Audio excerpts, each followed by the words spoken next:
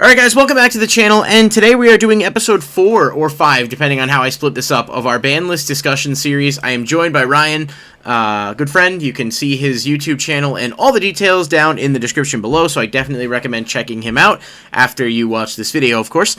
So far we have gone through everything up to Xyz monsters. We are doing an in-depth look at the ban list, seeing whether or not we think things could move, how we think they might impact the game, and trying to look at it from an unbiased perspective. And as people who have played for a lot of time and through a lot of formats, we do have a bit of a unique perspective on some of these cards. So we are debating them, discussing them, and going through it. So let's go ahead and jump into the video. If you guys haven't seen the previous parts and you want to watch them, this is going to be part of a playlist, but also you'll be able to click the link in the description below to go to the previous episode, so it's all there for you. And we are starting off with Xyz, so let's go ahead and jump right into it with Lovable Chain, however you want to say that. And the theme of this so far has been kind of just letting Ryan take the reins to start us off. So if you want to go ahead and give me your thoughts on Lovable Chain, and we can at least attempt to make a compelling argument, by all means, the floor is yours. So this is another card that echoes sentiments I've had before, where it's a card that I'd like to see come back. But it's an absurdly strong card for a bunch of reasons. For one, Foolish Burialing any card is just absurd. We all know this, but because it's any card, not just a monster, that makes it even more insane. And it's a rank 4 that's generic. So earlier I discussed how the 4 best levels in the game are 3, 4, 7, and 8, in my opinion. Mm-hmm. Part of the reason is because there's a lot of really broken rank 3, 4, 7, and 8. Because like these monsters are just really good in general. Mm-hmm. And this one in particular has facilitated a lot of stuff. If a card can make OG Gem Knights before FTKs good, that card is insane. And that's what Lovable Chain used to do. I believe this was banned because of Necros. I think that was the last nail in the coffin, if I remember correctly. Mm-hmm. That sounds about right. I think it was mostly just a combination of Necros. You could send... I'm pretty sure you could send Jin with this in Necros and then have it engraved. Part of the Jin lock combo. Yeah, so that was the thing that was there. And then, of course, there was just... I mean, honestly, this sounds like a weird play back in the day, but one of the things that people used to say was like, oh, you can take something like BLS and put it on top of your deck, which back when this card was legal, initially was a decent, really good card, and then you could play a draw card or something and let you get access to it immediately. So there were a lot of combos with this that were pretty abusable, and I think he only gets better with time. A friend of mine, when we first started playing the game, made Infernity, and this card was at 3. Oh, that's the one. Yeah, I forgot about that. Infernity could just go off forever with this card, just putting the Archfiend on the top of the deck and just looping it. So even though its most degenerate effect is sending any card from your deck to the grave, that top decking effect isn't bad either. This is like an absurdly powerful card that I think they could test it at 1, but just thinking about how the game has progressed to like a graveyard based game, I don't know if it would be healthy. Actually, I'm pretty sure it wouldn't be healthy. Agreed, and I can't help but talk about Chain without just quickly referencing Emerald, which is legal now and has been legal for quite a while. And this card was banned around the same time. This was banned in 2017, so I think it lived a little bit longer. But it is kind of funny to look at the difference between the two cards. I mean, Emerald is a decent card, but it's, in my opinion, nowhere near as insane as Chain was, but they came out in the same set. They were both commonly played and both super pricey. And just another example of a generic rank 4 that like every deck could make access to. And we got Emerald back. Everyone was like surprised by that, and it's, I mean, realistically speaking, done next to nothing for about 2 years. I do wonder whether or not Chain would have a similar role, but again, potentially. So they've sort of strayed away from making level 4 really good in newer decks. Like most decks don't run super great level 4s, or if they do, you need them to make a Link or some other. You're doing something else with them. Mm-hmm. So, like, I think that's part of the reason that Emerald isn't as good as it used to be. And the other reason is, like I said earlier, like the game has sort of shifted to where the graveyard is super important, and a lot of the times you don't want to put things back in your deck. You want them in your graveyard. True. Do any number of really good things. Unless you're playing Six Samurai. If you're playing Six Samurai and you had access to multiple Emerald, then you can Gateway Loop with Kizan, and you can pretty much OTK the opponent just by putting an endless amount of cards out. But other than... True.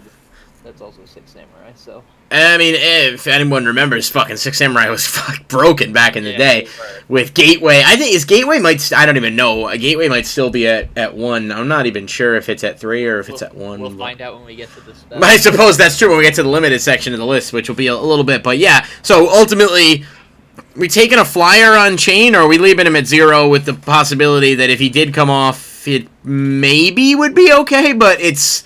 I want to see him tested at 1. Okay. I'm curious.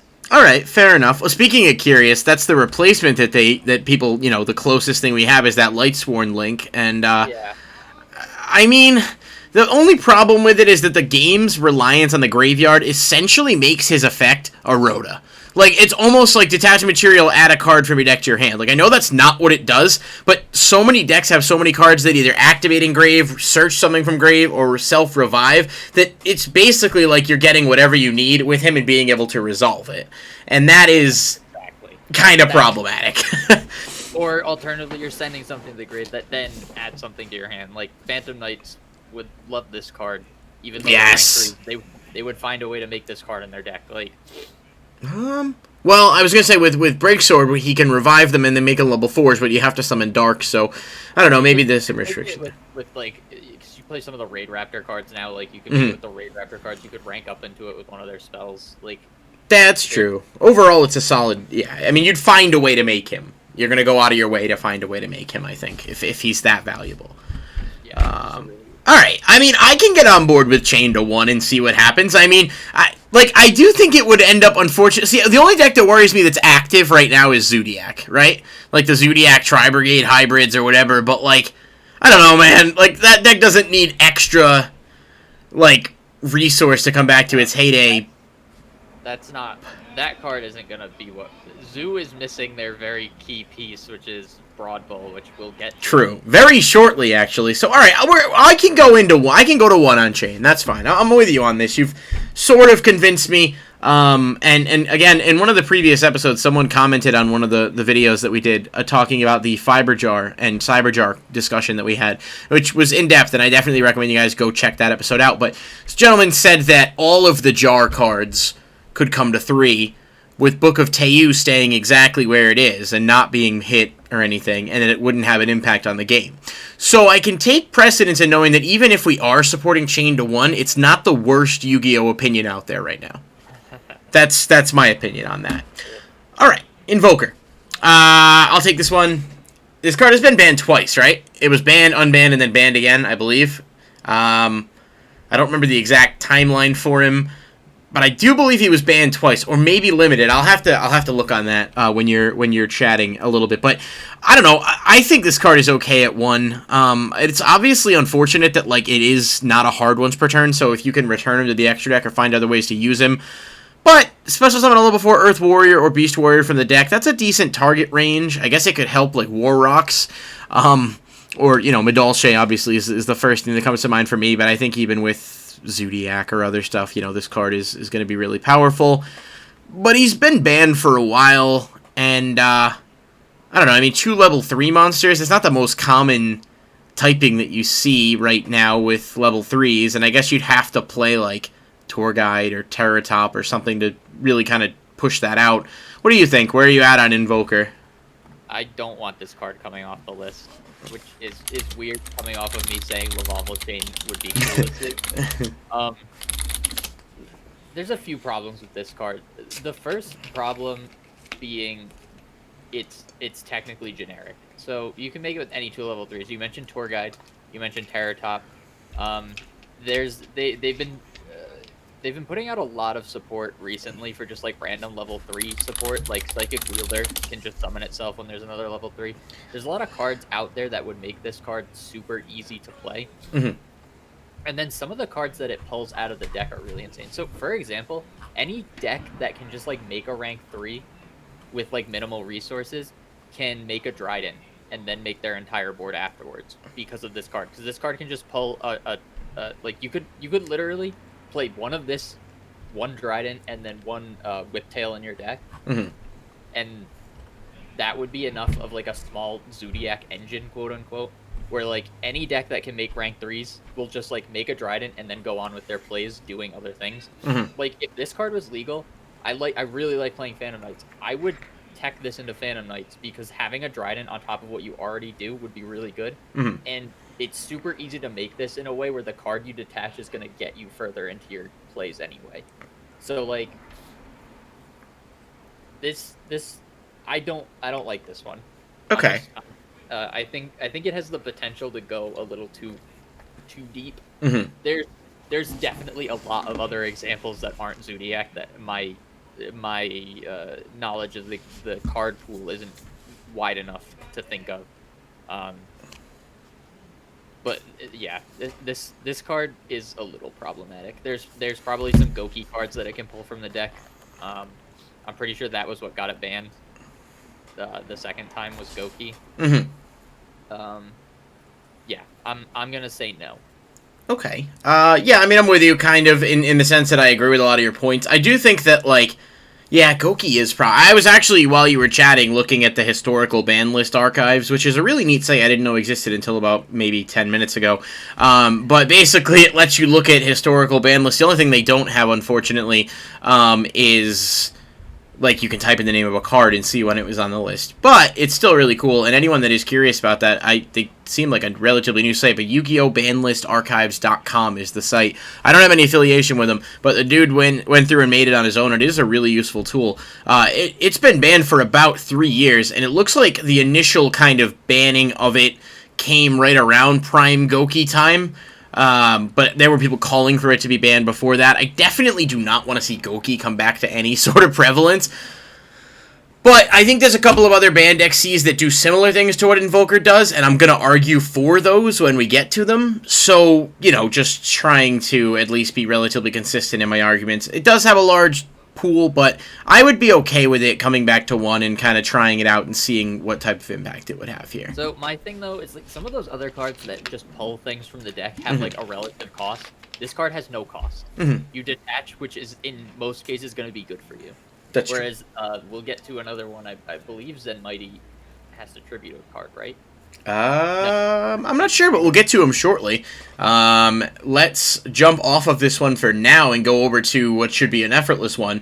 Number 42, Galaxy Tomahawk. Now, I obviously remember this card coming out back in Primal Origin. It was literally trash for so long. The card's terrible.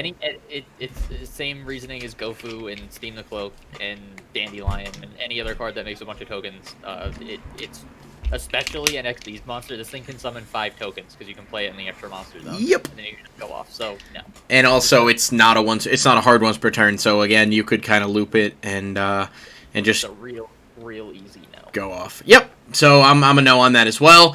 Number 86, Rungo Bongo. I can never actually pronounce that name. This card was a blast to play in like actual Clown Blade decks back in the day. Which what are we going by? Like 2017. You would summon it once every 7 games. Yep. Yeah, you could make it in Clown Blade with like Minerva, but you didn't have Minerva because it was like a World promo. So unless you were playing or YCS promo, whatever. So it was like a boss monster that felt like it was hard to make but rewarding when you did, and you were almost never making him with 5 materials. Like, it just wasn't common. But you could make him with 3, and he'd be powerful. Obviously, that changed as the game evolved, and he became a lot easier to make. And with 5 materials, he basically says your opponent can't play the game, and he's a 3k beater that can't be destroyed by battle, is unaffected by card effects, and also can board wipe. So, I mean, do I see a potential in the future where this card may be able to come back into the game because it's just been power crept or it's been outclassed? Maybe, but I don't think we're there now. Power crept, where this game is. This card literally says your opponent cannot play the game. Well, they can set. Oh. You can kaiju it. No, you can't. Wait, can you kaiju it because you're special to your opponent? No, okay. You can't special summon monsters. And you can't like Wing Dragon or Sphere Mode it or anything either. So you just kind of have to let it... Stuff. Yeah, well, that's unfortunate. Yeah, so I'm a no on this, either way right now. This is such an easy no for me. I didn't even play against this card that much. I think I played against it one time, and I just reading it, I know that this card needs to be banned now that there's like easy ways to make it. Yeah, heroes can do it with ease, you know, with Solid Soldier and I mean, there's just so many different. I don't even know what deck got it banned. Honestly, I don't think it was Goki. The Rungo Bongo Turbo deck. Oh, okay. So a deck like with I don't know what card. I mean, I'd have to go back and look at the historical archives and whatnot for this, but it's still I'm a no. I'm a no on this. Next one, I never fully understood why this card was banned. And, like, I get it, but at the same time, I feel like I missed when it was, like, actually doing the things that got it banned. So I don't remember if this was preemptive and they just banned it because they knew what was coming and what it might do. But Galaxy Eyes Dark Matter Dragon...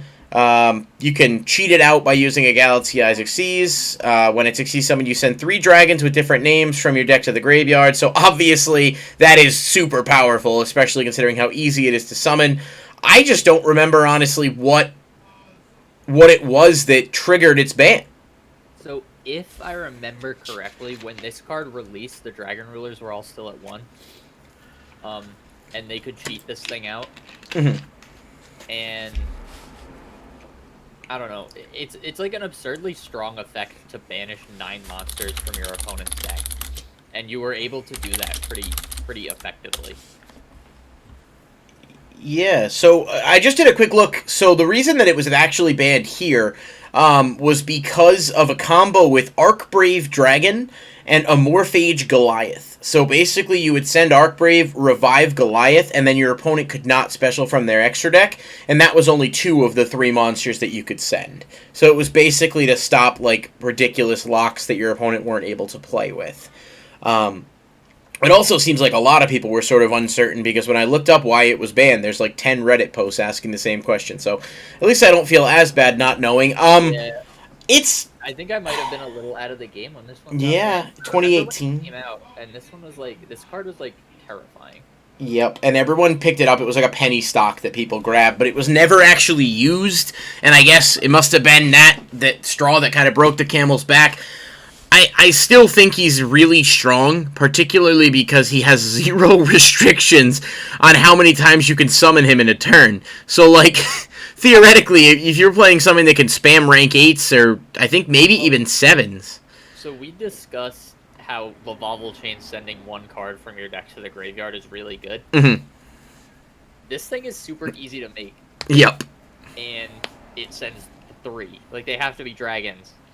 Oh no, the most graveyard-friendly type in the game, but yeah, like, other than zombies, I guess. Even, like, earlier on the list, we saw a bunch of dragons, and there's a reason. It's because they keep making broken dragon cards. Like, just assume that, like, all of the E-Dragons in Eclipse Wyvern were at 1.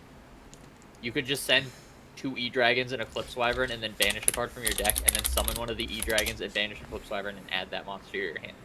Okay, that's all free, and your opponent just banished 3 monsters from their deck. Some decks literally can't play through just 1 of these. Okay, that's a valid point. Not to mention, now that I think about it, I'm fairly certain that I think it's called is it Draglubion? It was one of the relatively new numbers, one of the last ones that we got that came out. Number 97 had an effect that allows you to take 2 dragon number monsters, special summon one of them, and send the other to the grave. So, I mean, and attach the other to it as material, I'm sorry. So you could actually cheat out a Galaxy Eyes from the extra deck just with Draglubion, and then overlay this on top of it. Because at that point, I mean, it's just, there's just way too many abusable ways to put him out, and I don't think it's a card we'll ever see back, at least not for a long time. Entirely separate from all that, he also has 4,000 attack and can attack what? Twice. 3 times per turn? Or up to 2 attacks on monsters per battle phase. 0 defense, though, so if he was, like, changed to defense or shield and sworded or something. Oh, yeah, well, shield and sword is definitely a real meta card. Alright, so we're at 0 on this. Yeah. Yeah.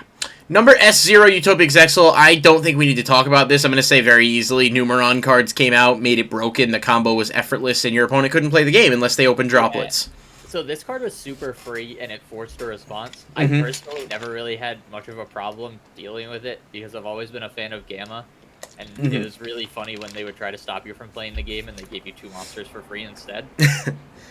Yep. But yeah, we've talked about it before. Cards that absolutely demand a response are unhealthy for the game as a whole, because it dictates exactly how you play the game.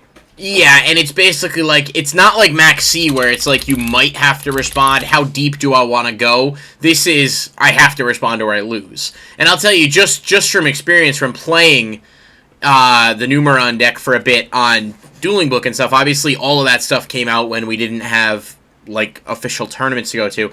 The combo where you basically make this, you play Numeron Network, play Memories of Hope, and you just draw 4 cards and then overlay everything into Utopic Zexel. So you're now with the hand back to normal with 5 cards in hand, and you have your Utopic Zexel on the field, and you could basically just set back row to be like, okay, even if you somehow get over this, you're not doing anything else. So I am, yeah, I'm a no on this. I don't think it, I had a lot of problems with it facing it personally, but the more time went on, the more broken this would be, so it was a smart move to just get rid of it.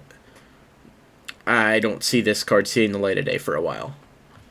Outer Entity as a thought. You know...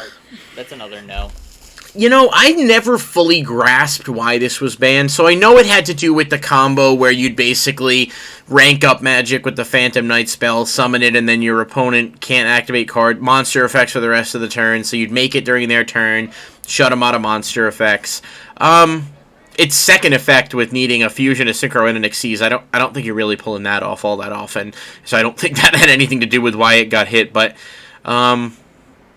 yeah, I mean, it does seem kind of strong to shut down monster effects, but I also think it's probably a low-level offender on this list in comparison to some of the other ones. This is a card that, if it comes off the list, requires you to ban, like, 4 other cards, and that's not okay. So it just needs to stay banned. Fair enough. Because you basically have to get rid of any possible way someone could make this on your opponent's turn, or just get rid of the card itself. So yeah, 4-for-1 trade-off, which is the same way I feel about Royal Magical Library when you think about the amount of cards that could come off the list if that was... Not be on the list that card was banned, yeah, that'd be great. Lots of stuff. Alright, Salamandra Mirage Stalio. I hated Salamandra to play against because it was just so boring and everyone was playing it because it was cheap, but that's a bias. In the interest of full transparency, I don't think this card deserves to be banned. I think 1 is fine. It's a good card, but, like, it's not, in my opinion, a ban-worthy card. It does not feel like it deserves its place on the list here in comparison to some of its brethren. I don't know where you stand on this. The problem with this card isn't really inherently with what it does. I mean, it's an Invoker. It's literally the same card as Invoker, except it can only pull Salamandra. Right, it's got a smaller pool. And it has to summon in a defense position. The real problem with it is that Salamandra has Jack Jaguar, and it's a mandatory card, and so if this card's at 1, it's basically at 27, and you can just keep recurring it over and over and over again as many times as you need. Once per turn.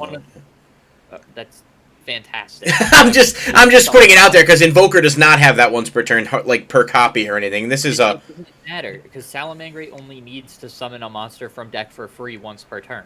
Fair enough. And then they just continue to go off. It also, its second effect, when it uses a link material, is also ridiculously broken. Like, you can't... This is a card that requires you to answer it, except you can't answer it. Because, like, it hits field, and if you don't stop its summon effect, then not only are they getting a free monster, but then they're making the Sunlight Wolf, and then they're bouncing a monster on your field to hand. Everything that this card does is pretty good, but in the context of Salamandra, it's too good. Okay. I think this card should stay at 0. Partially because Salamandra had a really long run, and come back, but it also is. This card is just... In the deck that it's made for, it's infinitely recurable. It's also a 2000 attack rank 3, which is really strong. Like, there's a lot of stuff about this card that's just a little bit too much. Fair enough. I do think this is a card we'll see back someday. I definitely think in terms of, like, of the banned cards, it is probably one of the least offensive. But I get your points, and I'm going to say selfishly that I would like it to stay banned because I don't need Salamandra to get anything back, beyond what they already have. Although I do think the deck is a lot, it's counterable. It just is at this point. But there's no need to give them that extra consistency. You see people talking about the Eternal format, it's called, which was like Striker, Salad, Thunder Dragon, whatever. And everyone's like all excited to play Salamandra and Sky Striker. But like just a year ago, we were all complaining, or maybe a year and a half ago, but like we're all complaining about how over that format we was. So like Yu-Gi-Oh players, I feel like complain about anything. I'm good. I'm not ready for a Salamandra format yet. So let's leave this banned and we'll revisit it in the future. Alrighty, you and I are probably going to differ on this one, which is totally cool, kind of what makes the series a little bit more entertaining. But Tolemyis, I think this card should come back. I've long had this take. I'm not saying it just for a hot take in the video. I do think it's good. Let me acknowledge the criticism, and I'm sure you'll expand upon it, that it does limit future card design for certain rank 5s. I get that. But in terms of what it actually does, and just it's a neat utility card that has next to no really broken targets. The best target that this card can bring out is Cyber End Dragon. Or, not Cyber End Dragon, I'm sorry, Cyber Dragon Infinity, jeez. Which is good, it's an Omni Negate, but, like, we live in a format in a world where there's, like, you can put, like, 10 Omni Negates on the board now. Like, if you were lucky enough to resolve this, it's not like that one Cyber Dragon Infinity is going to break anything, and realistically speaking, you're never getting 7 materials on this, so you're not going to skip your opponent's next turn. Like, that's just not going to happen, so I don't take that into consideration, but, yeah, I'd like to see this card come back to 1. It's been a long time, and I do think that it would be a welcome return to the format. Rank 4s are not nearly as prevalent currently as they were, because like you said, there's not a ton of decks using 4s right now, so I am all in favor of this coming off and back to 1 to see how it would do in the modern era. Yeah, absolutely not. There's no conceivable way you could ever convince me this card should come off the list, for a number of reasons. Okay. One of them is sort of the same thing that I said with MX Saber Invoker. Mm-hmm. Detaching materials is no longer a cost, it's just something that you can do. And putting 3 materials on this and detaching all 3 to make an infinity is really strong, and then the deck can just play through its combos. And then, you mentioned it earlier, it limits card design, and this happens to a lot of games. Pokemon had had cards like Forest of Giant Plants, where they just like couldn't print good grass types for an entire rotation, because they would all be broken. Some gacha games have problems with this. Specifically, if anyone plays Dragon Ball Legends, there's a unit, Super Saiyan Bardock. Every Super Saiyan unit from now till the end of the game is inherently nerfed because they know that card is too good. If Tolemyis is off the list, not only are people putting 3 cards in their extra deck and getting a free Omni Negate as long as they can put level 4s on the board, but they are never printing a good rank 5 ever again. They're just never doing it, because they'll know, they'll sit there and they'll be like, huh, so we can either never make a rank 5, and that means no level 5 decks can ever exist that need to rely on XE summoning, or we could just keep Tolemyis banned, and that frees up our R&D department to do whatever they want regarding rank 5. And then subsequently rank 6s or 7s that can be overlaid on other stuff. I know this is not a super relevant example, but this thing also gives you super easy access to Gaia Charger. Oh no! But again, that means they can't make more cards like Gaia Charger. You know, we've seen even a card like Zeus, who's currently out, is like an absurdly potent card just because you can make it over anything. That sort of becomes every rank 5 in the game if this card isn't on the list. Okay, I mean, that's a fair point. Yeah. This is one of the biggest... This is like a Royal Magical Library offender. Where, like, they can't print good spells.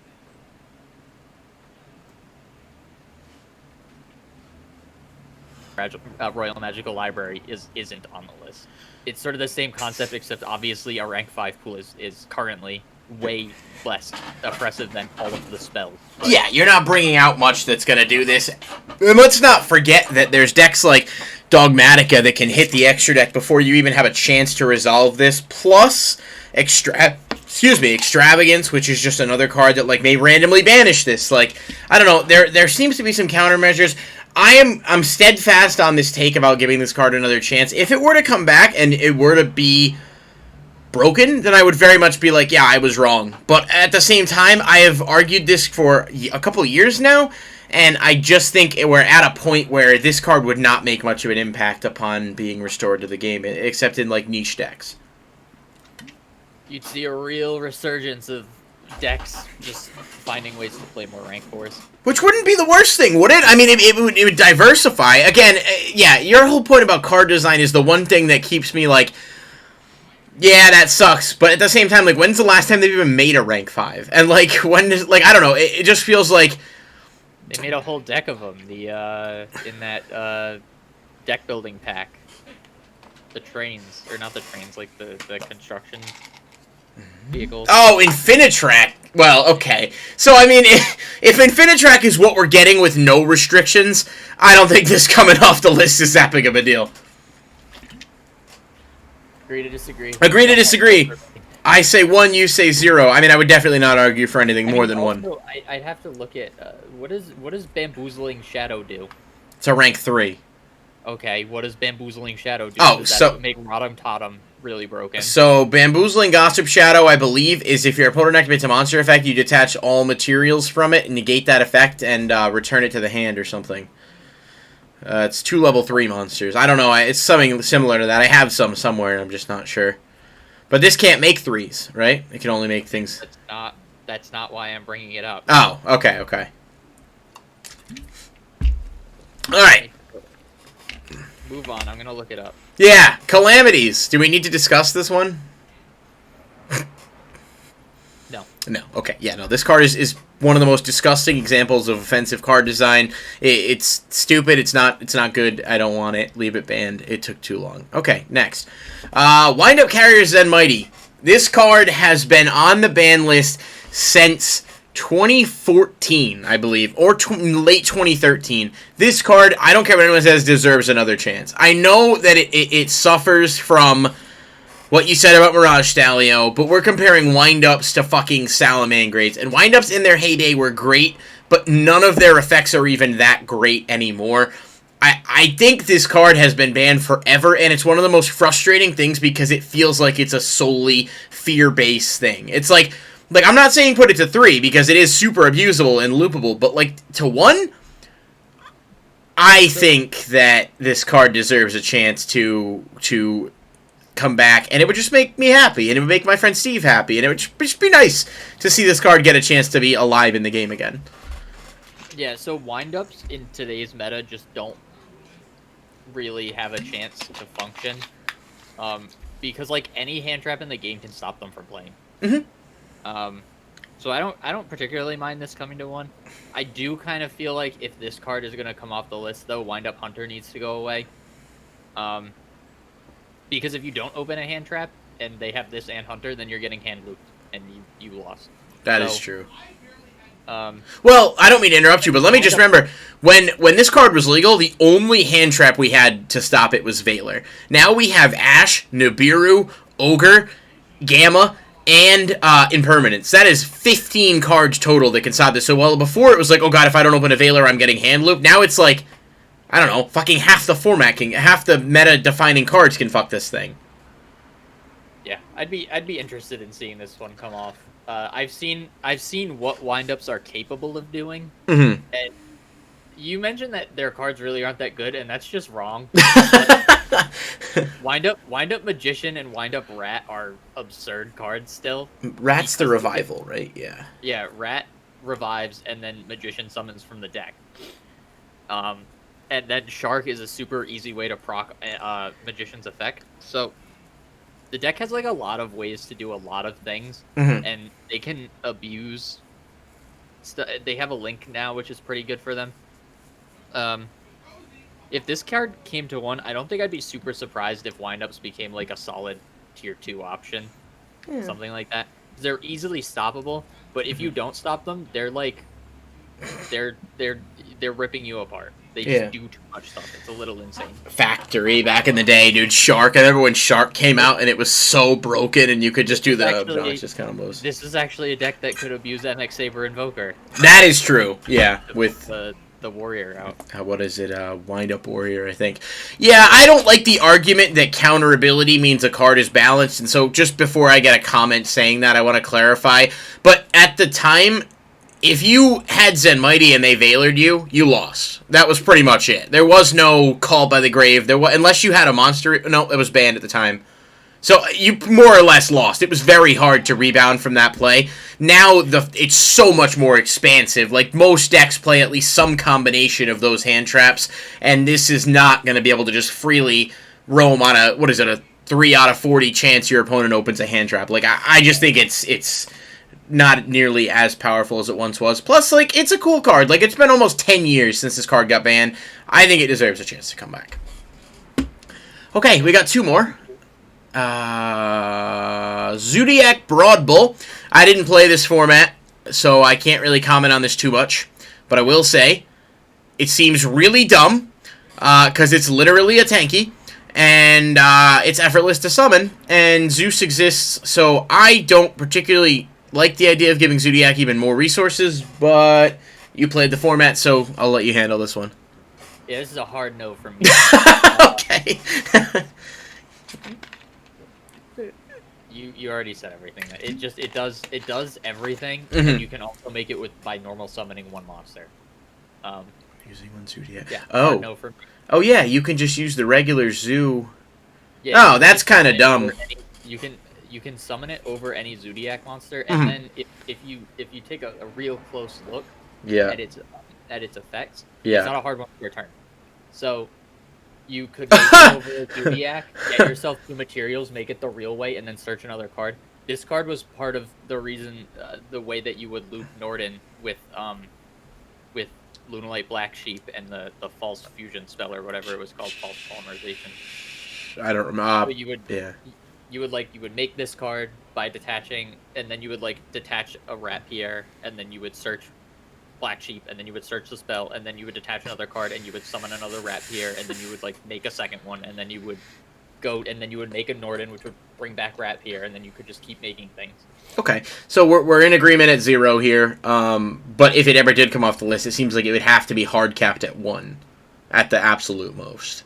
Yeah. Okay, alright. Now the final one that I saved for the last because I want to make some people angry today. So, Shockmaster. I like to dip my toe into the hot take water every once in a while. And, you know, for a while I've been like, I think Shockmaster could come to 1. And people are like, you're absolutely stupid. And I'm like, you're not wrong. But in this particular case, right, I just feel like it wouldn't, be as detrimental as everyone thinks it would be. Obviously, yes, it's more counterable than it was before.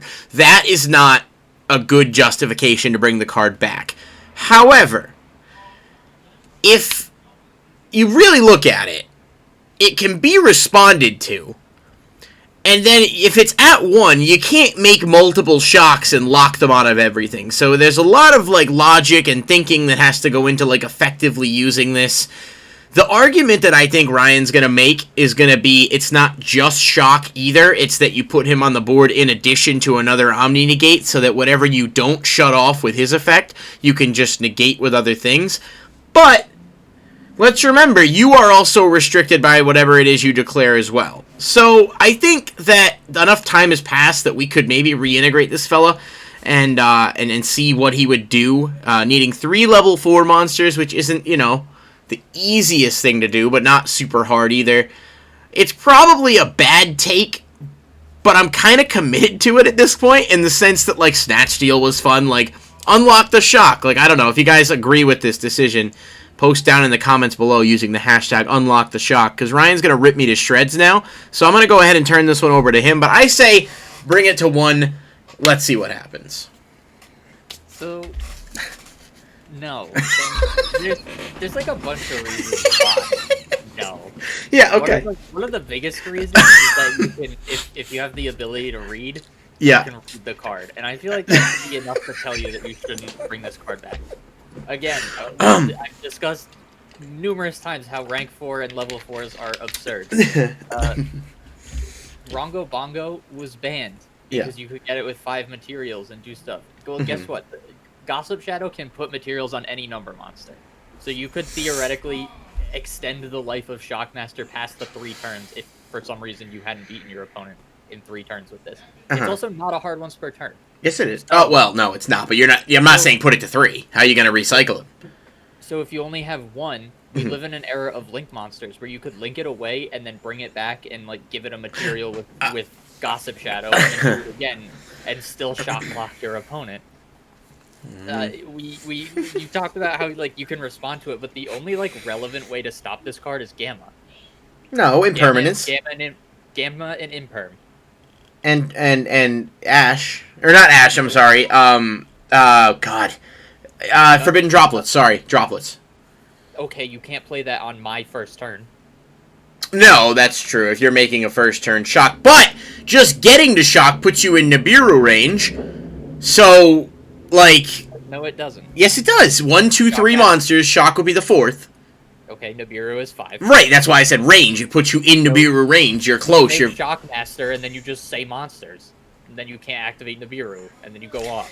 Yeah, I mean, I didn't say it was a good take. I just said it was the take I had, in fairness. This card also exists in a format where you could make other stuff first to protect it when it activates its effect. Like, what if you just made a Lambda first, and you had a Gamma in hand, and then you just make Shockmaster? Like, and then you declare what? Spell? And you just declare spells. Like, whatever. If games 2 and 3, this card is absurdly powerful. Because you know what? If you don't know what your opponent's doing, then you just say monster and their deck's probably dead. If you do, and they're like really spell heavy or they play like busted stuff, then you just say spells. Okay. And then you play through their monsters because you have X, Y, and Z other ways to negate monsters or whatever. Like, you could say spells with this card and then activate your Predaplant thingy effect, and then summon a Red Eyes Dragoon on top of a shock lock that's locking them out of spells or traps or whatever you're afraid of. Well, in that case, you are setting yourself up for Nibiru, right? So if you don't negate monster effects and you put the Anaconda and this out, then you can Nibiru before they get a chance to put the Dragoon out, and then you're pretty much fine. Okay, if you're running scared of Nibiru, like, you get Nibiru'd, you get Nibiru'd. It happens. Yeah. That's the game we live in. Yeah, that's true. Sometimes it do be like like... I think we should test this. You just said like 4 minutes ago. Yeah. That just because a card can be counterplayed doesn't. No, I understand. I told you that I think that it wouldn't make the impact that some people think that it would, but it might. I think we should test this theory at a future date and perhaps play maybe a couple series of matches or something, record it with the current ban list we have, and the only difference being that we can each use one Shockmaster in whatever deck it is we decide to play, and we'll see just how unstoppable it is. I'm guaranteeing you I'm playing Time Thief. Alright, that's fine. I think we should make that a thing. I'm super down to... I am very much... playing the game. Yep. Okay, well, then, I'm saying 1, you're saying what sounds like -1, so we are going to have it'll be after the posting of this episode, obviously, but we are going to do a Shockmaster versus Shockmaster test, unlock the Shock gameplay footage video for you guys to see which one of us is more right, and, yeah, I'm looking forward to that. I think that'll be fun. That's going to wrap up this one. We got spells coming up next. Extra deck we thought would take a while just because of, like, the amount of context that, like, really goes into it. We'll kick things off with Brilliant Fusion, which, I mean, I don't know, could argue that maybe should be at 1, but we'll discuss it fully in depth on the next episode. Thank you guys so much for watching. Definitely don't forget to check out Ryan's channel and subscribe there if you haven't, and hit this video with a like. Let a comment down below. I really want to like be able to interact with you guys and like discuss the feedback and stuff, and we may even feature it in like a recap when we're done with the whole series just to talk about some of the comments and react to them. So I appreciate you watching, and we'll see you next time.